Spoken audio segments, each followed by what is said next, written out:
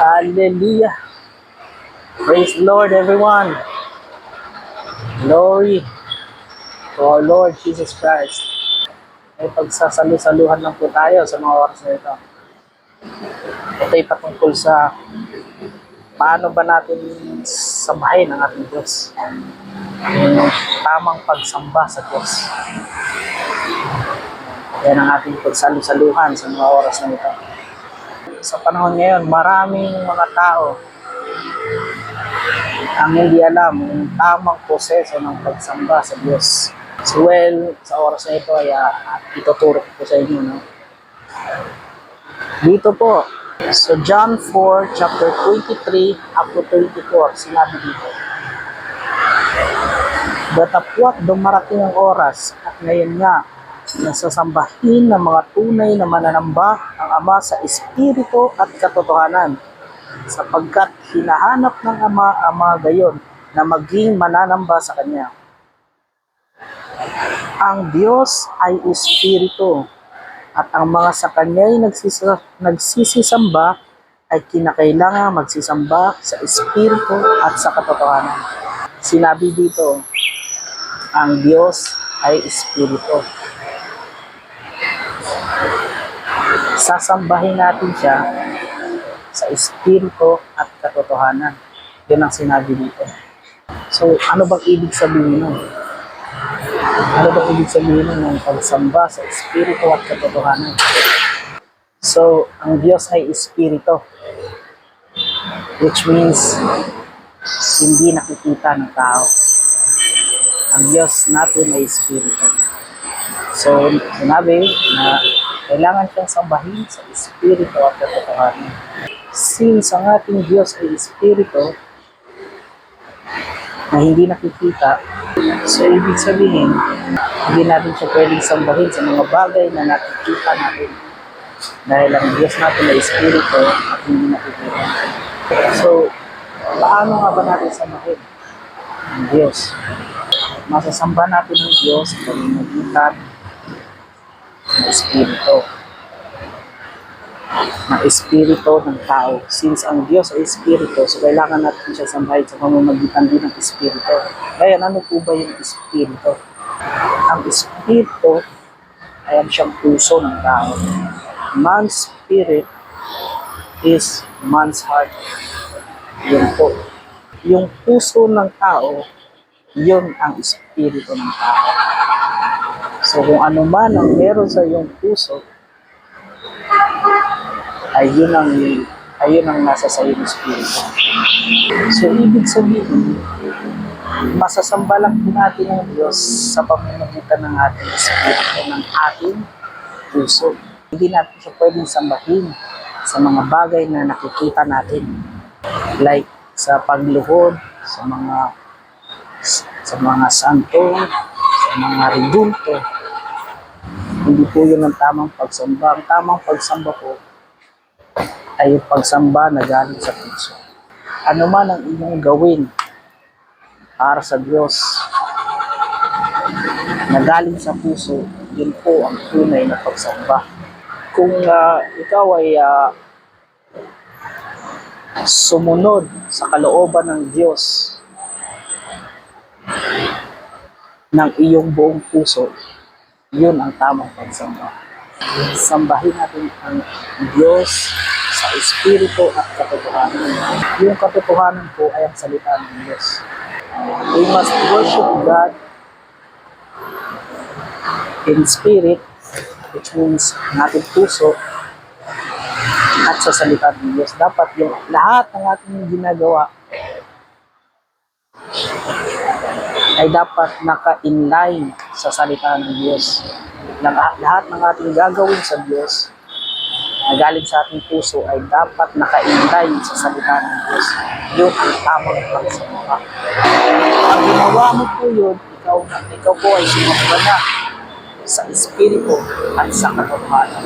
Lahat ng iyong gagawin, halimbawa ikaw ay magbibigay sa iyong kapwa, ano man yan, halimbawa pera, pagkain, material, lahat ng bagay. Kung ito ay hindi galing sa iyong puso, ay hindi yan acceptable sa Diyos. Kung hindi mo yan ginawa para sa Diyos, hindi ko yan acceptable sa Diyos. Dahil yung tinatanggap na pagsamba ng Diyos ay yung galing sa puso at naka-inline sa salita ng Diyos. Pwede ka kasing magbigay sa iyong kapwa pero hindi galing sa iyong puso at hindi naka-inline sa salita ng Diyos. Kasi nagbigay ka para din sa iyong sariling yung mapapurihan ka, para sa iyong sarili na maparangalan ka dahil ikaw ay nagbigay. So again mga kapatid, masasamba lang natin ang Diyos sa Espiritu at sa katotohanan kung lahat ng ating gagawin, pag-awit, pagpupuri, pagsamba,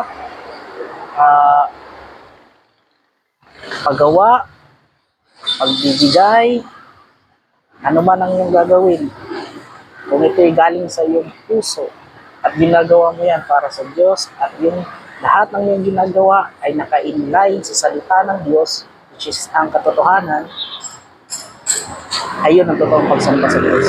Ikaw ay tunay na mananampalataya at mananamba sa Diyos pag ginawa mo. Hindi yung mga bagay na nakikita natin, nilalukuran natin, hindi po yun ang totoong pagsamba. Ang pagsamba po ay heart to heart. Puso ng Diyos at ang puso mo na dapat maging isa to worship God. Nakasulat dito sa banal na kasulatan na blessed are the pure in heart for they shall see God. Tanging ang may purong puso, dalisay na puso, ng siyang makakalapit o makakita sa Diyos. Sila yung tunay na makakasamba sa Diyos, yung may dalisay na puso. Dalisay na puso, ang ibig kong sabihin ng dalisay na puso ay malayang puso, malayang espiritu. So kailangan natin palayain ang ating espiritu dahil meron pong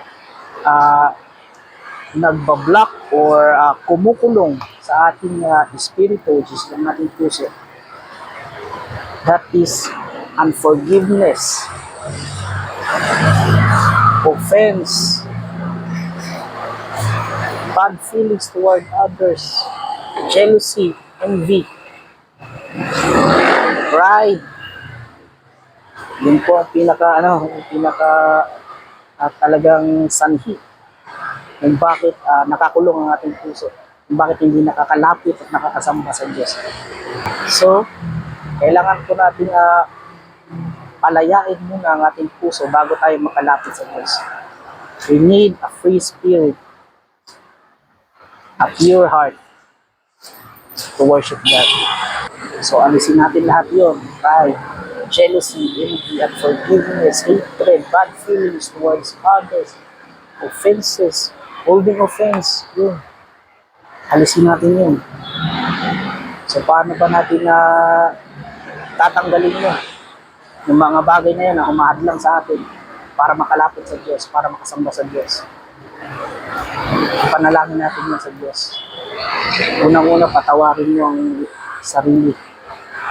Kasi kung hindi mo kayang patawarin yung sarili, hindi mo rin kayang patawarin yung mga tao na nasa paligid mo. Yung mga taong nakasakit sa iyo, hindi mo kayang patawarin. So, kung nais mong maging malaya ka sa mga oras nito, maging malaya mo yung espiritu, maging dalisay ang iyong puso, sumunod kayo sa maiksing panalangin. Oh, Holy Spirit, free my spirit to follow you. Free my heart to follow you. Free my spirit from all pride, unforgiveness, holding offense, bad feelings towards others, jealousy, envy, all these things na nakakahadlang sa akin sa paglapit sa iyo. Alisin mo po ito, banal na espiritu ng Diyos. Sa pangalan ng Panginoong Kristo, I pray. In Jesus' name, I declare freedom from all this. In the name of Jesus Christ, I pray. Amen. So yun lang ang mga kapatid. God bless everyone.